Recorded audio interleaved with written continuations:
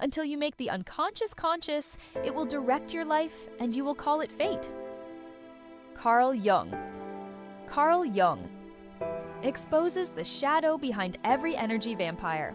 Have you ever left an interaction feeling totally wiped out, yet there was no argument, no confrontation?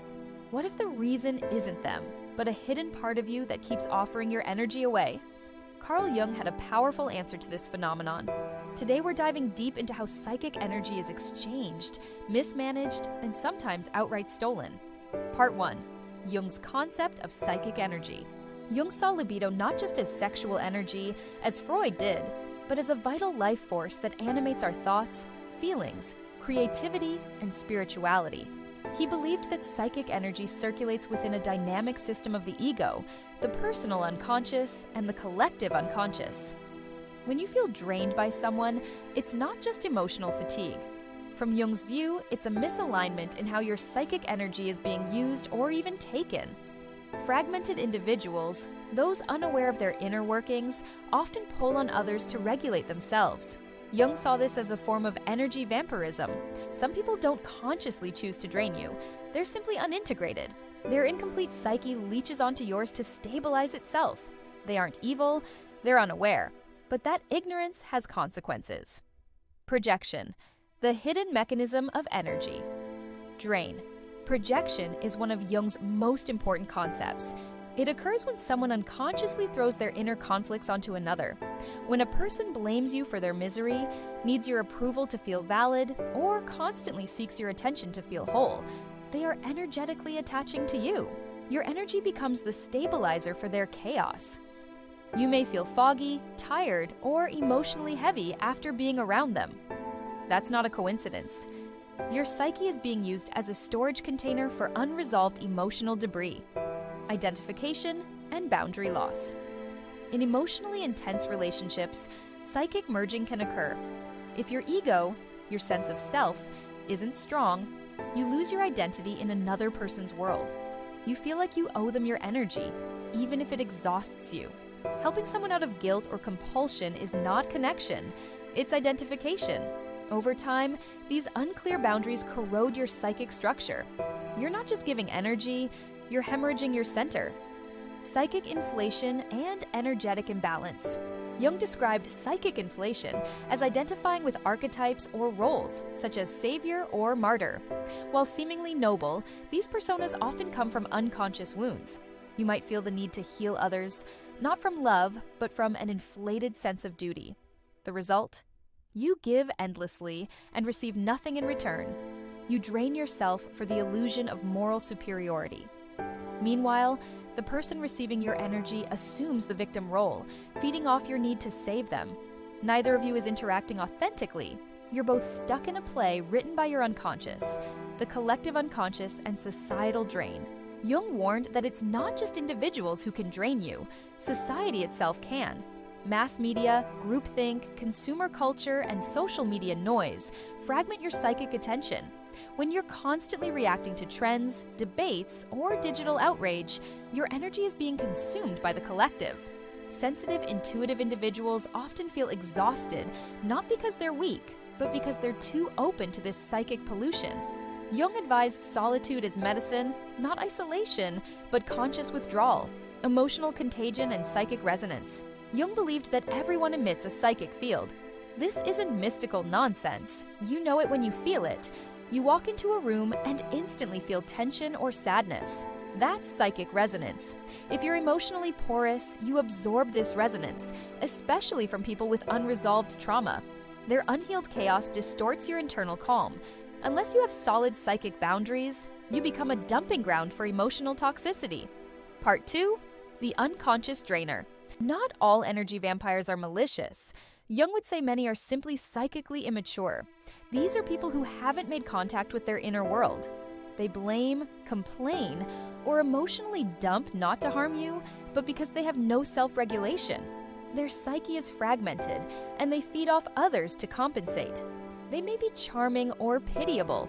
Either way, they pull energy from you to fill their void. The victim archetype and emotional dependency. A common shadow archetype is the victim. They constantly need your support. but never grow. No matter how much energy you give, it's never enough. You begin to realize they're not seeking healing. They're seeking a host. Your empathy becomes the very thing that keeps them stuck. Jung would call this mutual shadow play. Their victim meets your rescuer, narcissism and the inflated persona.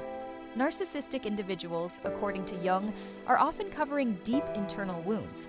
They demand your energy through admiration, attention, or control to maintain a fantasy self-image. They are not strong. They are psychically fragile. Their grandiose exterior masks a shattered self. They drain you not because they hate you, but because they're dependent on you to prop up their illusion. Shadow repression and emotional leakage. Repressed emotions don't disappear, they leak. A person repressing rage might provoke you to express it. Someone avoiding grief may create chaos to distract from their sadness. You end up carrying feelings that were never yours. Your nervous system becomes the ground wire for their emotional short circuits. Jung stressed, until a person makes the unconscious conscious, they will find a scapegoat to carry it for them. Part 3. The shadow mirror. Why do certain people drain you more than others? Jung says, because they mirror your disowned parts. That which you do not own in yourself, you will unconsciously be attracted to or triggered by in others. That manipulator you resent, perhaps you fear your own assertiveness. That victim who pulls you in, maybe you're avoiding your own neediness. The shadow is not just in them, it's in you. Projection and psychic enmeshment.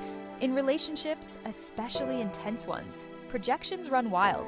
You project your fears, needs, and unresolved wounds. So do they. What follows is psychic enmeshment, a tangled knot of emotional confusion. You react to each other's shadows, not realities. You become a container for their emotional chaos, and vice versa. You feel lost, drained, possessed. Jung saw this not as personal failure, but as an unconscious entanglement demanding consciousness. The shadow in others, when you become their target. Sometimes people drain you not because of who you are, but what you represent to them. You mirror what they hate, fear, or have repressed. They criticize, guilt trip, or sabotage you, not to destroy you, but to purge their own inner conflict. Jung called this projection in its most dangerous form, when you start to internalize their pain as your own truth. Part 4. The rescuer complex. One of the most deceptive energy patterns is the rescuer complex. You feel compelled to help others, especially those who seem broken. But underneath this urge is often a shadow script. If I fix you, I matter. This is not true compassion. It's unconscious ego inflation. You take on others' pain, believing it's your duty. But this often leads to emotional slavery. You help endlessly and wonder why you're always depleted. Martyrdom and childhood roots. Many rescuers were once parentified children. They learned love was earned through sacrifice. Jung believed that unhealed childhood wounds create adult personas that overgive to feel safe. This martyrdom becomes a defense against inner emptiness. But it comes at a steep cost, the erosion of your identity. Helping versus healing. Jung taught that you cannot heal someone from the outside. They must engage their own psyche. When you overstep this boundary, you don't heal. You enable. You carry their chaos while neglecting your center. Part 5. Identification and the collapse of the self. Jung called it identification when you lose yourself in someone else's emotional world. Your ego dissolves, and you feel fused with their pain, moods, or needs. This psychic merging is subtle but devastating. You think you're helping. In reality, you're abandoning yourself. You forget who you are outside of them. The hijacked ego. The ego is meant to provide boundaries, to say, this is me, that is you. When weakened, those boundaries dissolve. You become overly influenced by others' emotions, desires, and opinions. Your energy isn't taken, it's surrendered. Shadow fusions and unholy merges. Sometimes two people unconsciously fuse through shadow projection. You mistake the other person for your lost piece, a fantasy partner. They see you the same way, but neither of you is interacting authentically. You're acting out inner voids. These relationships feel intense, even addictive, but they drain you because they are not rooted in real connection. They're rooted in unconscious possession. Part 6. Trauma bonds and the wounded inner child. At the core of draining attachments lies the wounded inner child. Jung believed that unresolved childhood pain forms complexes, emotionally charged patterns that attract similar wounds in adult relationships. You might be drawn to avoidant, chaotic, or needy partners, not because of love, but because they echo your unhealed past. Repetition, compulsion. You recreate past wounds hoping for a different outcome. That's why it feels like you can't quit them. Your psyche isn't addicted to them. It's addicted to healing something through them. But the wound cannot be healed by repeating the pain. Energetic cords and psychic drain. Trauma bonds form energetic cords, invisible threads that maintain emotional charge even after someone leaves. You feel them in your dreams, in your body, in your thoughts. You're not crazy. You're still psychically tied. Part 7, healing and reclaiming your energy. Jung didn't believe in quick fixes. He believed in individuation, becoming whole. That starts with creating strong psychic boundaries, building boundaries. Boundaries aren't walls. They are sacred spaces that protect your life force. Ask yourself, is this my emotion or theirs? Practice saying no without guilt. Speak your truth without apology.